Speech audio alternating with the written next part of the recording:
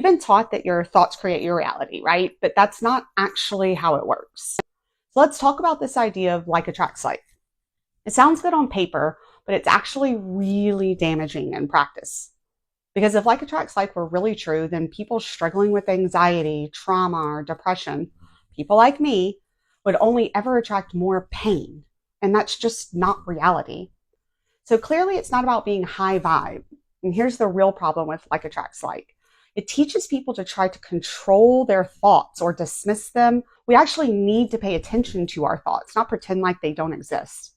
Because our thoughts and emotions are actually data.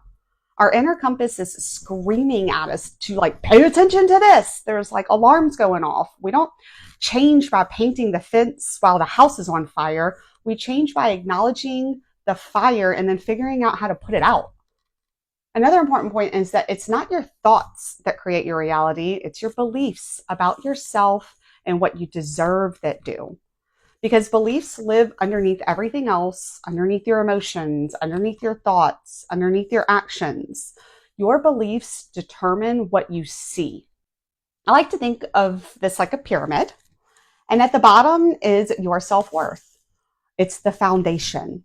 And above that are your beliefs, what you believe about who you are, what's possible for you, and what you deserve.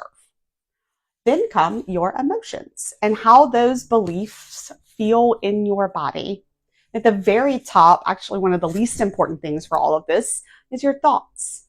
You can't think your way out of a belief system that says you're not good enough. We need to be aware of our thoughts and use them to understand ourselves better so that we can turn our liabilities into assets and then take aligned action. When you raise your self-worth, your beliefs naturally shift. And when your beliefs shift, your emotions regulate. And when your emotions regulate, your thoughts and your energy follow. So we go this way, not this way.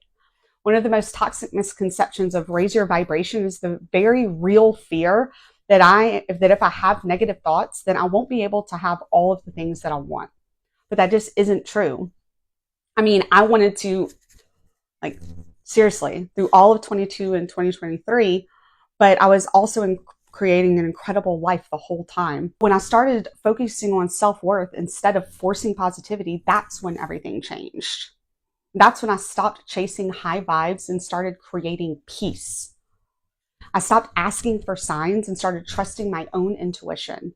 I stopped trying to manifest things to prove I was enough, which I did for years, and started becoming the kind of person who already was. And that's when everything clicked. So no, like attracts like doesn't work the way that you've been told. It's not about matching a frequency per se, or at least it's not about maintaining that state 24/7. That's just unrealistic.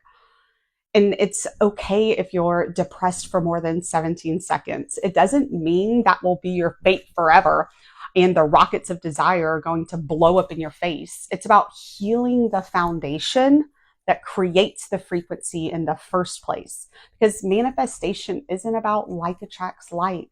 It's about becoming someone who finally feels safe having what she's been asking for.